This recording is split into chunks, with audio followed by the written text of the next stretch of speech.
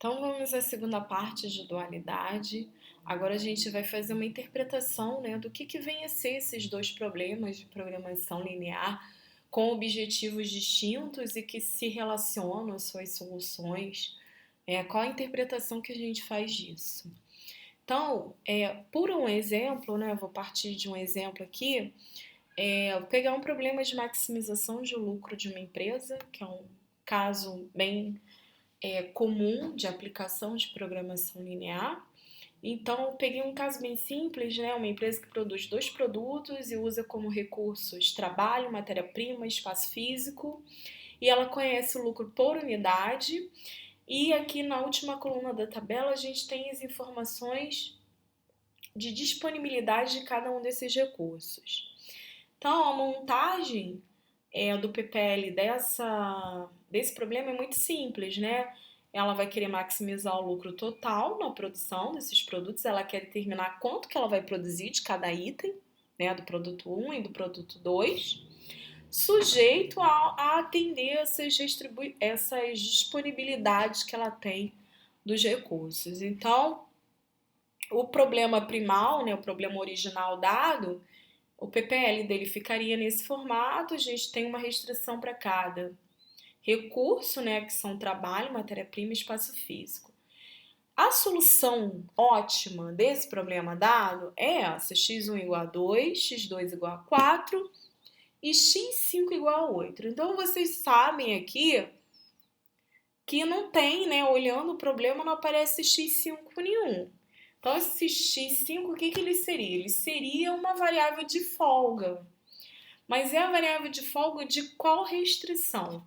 Né? Então, a gente costuma rotular da seguinte forma: a primeira restrição ganha folga x3, a segunda x4 e a terceira x5. Então, x5 seria a variável de folga da terceira restrição. Então, a única restrição aqui com folga é de espaço físico. As outras eu utilizei as 10 horas disponíveis de trabalho e os 36 quilos da matéria-prima que eu tinha. Né? O que sobrou aqui foram 8 metros quadrados de espaço físico. Bom, se a gente for, esse é o problema primal. Se a gente for montar o dual dele vai ser um problema de minimização, onde eu vou ter três variáveis de decisão, porque aqui no primal eu tenho três restrições, né? Então, eu vou minimizar um 10W1 mais 36W2 mais 40W3, sujeito a quantas restrições? Eu vou ter duas restrições, né? Porque aqui no primal eu tenho duas variáveis só. Então, o dual ele fica com esse formato aqui. E aqui a gente vai chamar cada variável dessa de valor marginal de cada recurso. Né? A variável W1 ela está associada à primeira restrição primal. Né? O W1 sai da primeira restrição primal. O W2 sai da segunda restrição. E o W3 da terceira restrição. Então, o nome dessas variáveis está associado às restrições às quais elas se correspondem. Tá? E elas são chamadas de valor marginal de uma hora de trabalho, valor marginal de 1 quilo de matéria-prima e valor marginal de 1 metro quadrado de espaço físico. A solução ótima do dual é W1 vale 1, W2 vale meio e W3 igual a zero. Bom, essa aqui é a tabela simplex ótima do problema de primal, que é o problema inicial dado, que é o de maximização do lucro da empresa. Vocês conseguem observar que tem uns valores destacados aí, que são esse 1, meio e 0, que estão em negrito, né? Que nada mais são do que o valor na linha do Z para as variáveis de folga do meu problema dado. Que valores são esses? Exatamente a solução ótima do dual, tá? 1, meio e 0. Então, quando eu resolvo a minha tabela simplex ótima do problema original, que está no formato padrão, né? Porque o meu problema original aqui está no formato padrão. né? Eu posso usar o simplex diretamente, né? Quando eu resolvo nessa tabela simplex ótima, automaticamente, na linha do Z embaixo, na coluna das variáveis de folga, na linha do Z, eu acho a solução ótima do problema dual, automaticamente, tá? E aqui, né, na tabela simplex ótima, eu encontro os valores ótimos das variáveis de decisão do problema primal, né? x2 igual a 4, x1 igual a 2 e o s3 igual a 8, né? A variável de folga da terceira restrição vale 8, né, que é o que foi dado aqui, x1 igual a 2, x2 igual a 4, e o x5 aqui eu chamei de x5 lá de S3, mas é a mesma coisa. Bom, uma interpretação econômica que a gente pode dar para esse problema da dualidade é o seguinte, o problema primal é um problema de alocação de recursos, né? Eu estou alocando ali trabalho, matérias-primas e espaço físico para produzir 2 itens, né? Com os quais desejamos fabricar N produtos nas quantidades X1, Xn a serem determinadas. É isso que a gente quer descobrir. Cada unidade do produto J consome J unidades do recurso I, trazendo um lucro de CJ unidades monetárias. A gente quer determinar a quantidade de ser fabricada de cada produto, de modo a maximizar o lucro. Então, esse é o formato geral, né, do problema primal, né, desse caso que eu falei. O dual dele vai ter esse formato, aqui seria uma forma canônica à inversa, né? A forma canônica da dualidade é a inversa. Então, esse é o dual para esse primal. Aí, a interpretação econômica que a gente pode dar é o seguinte: suponha que x estrela e w estrela são soluções ótimas do primal e do dual, respectivamente. Então, pelo teorema fundamental da dualidade, a gente viu que se o primal e o dual têm soluções ótimas, o valor da função objetivo desses problemas é igual, tá? Só que o valor da função objetivo do problema dual, ele é w estrela vezes b, que é igual a esse somatório, né, de forma explícita, dos somatórios dos BIs, Ws, Is, estrela, I variando de 1 a N.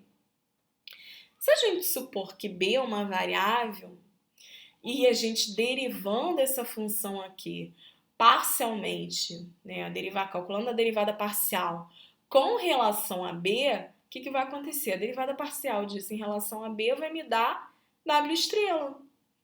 E o que é derivada? Né? Qual o significado mesmo de derivada lá de cálculo que vocês aprenderam? Né? A derivada é uma taxa de variação. A gente está pensando ali que a gente está variando, né, a nossa variável em porções pequenas. Né? Então, aqui a nossa variável é B.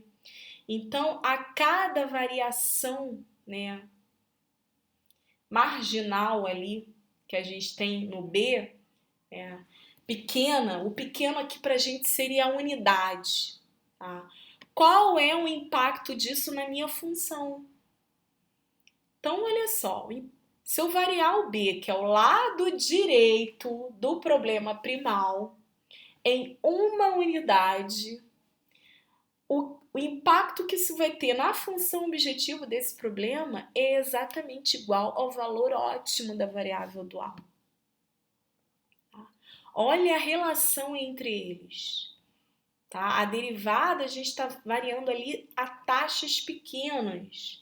É um valor marginal. Marginal para a gente aqui é na unidade. Então, a variável dual vai ser o valor marginal daquele recurso.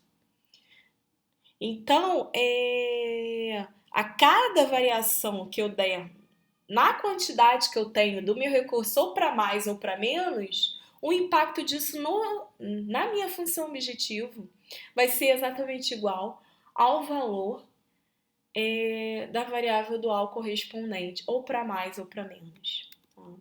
Então, a gente vai chamar W estrela de a contribuição ao lucro por unidade de recurso I. As variáveis duais são também chamadas de preço e sombra, ou preço dos duais dos recursos utilizados. Então a gente vai usar muito esses preços sombra, esses preços duais aí, quando a gente for mais adiante estudar análise de sensibilidade, tá?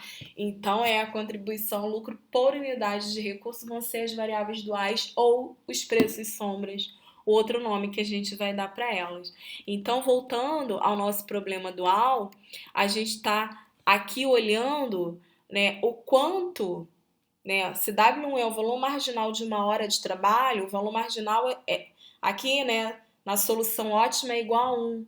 Então, significa que se eu variar, né, a quantidade que eu tenho de horas de trabalho em uma unidade, o impacto disso no meu Z ótimo vai ser de R$ 1 para cada hora a mais.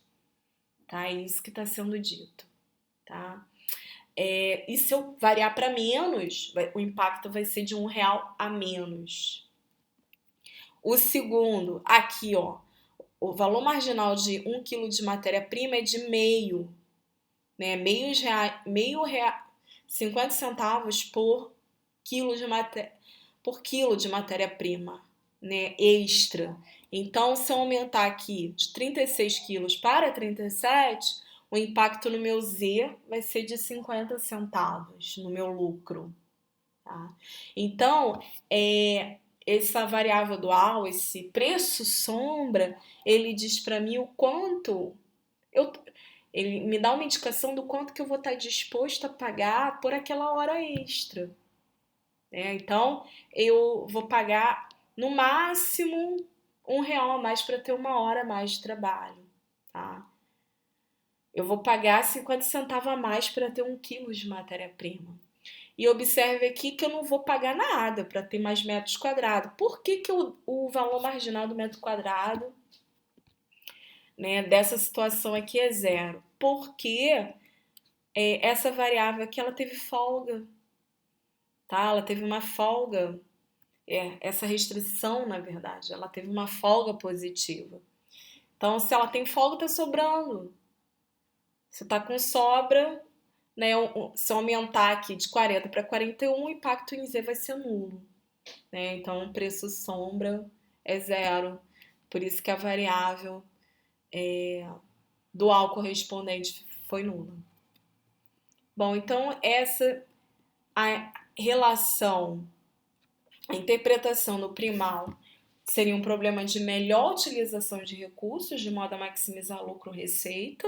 Já o dual é o problema de determinar os valores dos recursos, o quanto eu estou disposto a pagar por aqueles recursos, né? De modo a minimizar o custo total de obtenção desses recursos. Tá? O valor de obtenção desses recursos no mercado, quanto estou disposto a pagar por essa hora. Por essa hora, por esses quilos de matéria-prima ou pelo metro quadrado.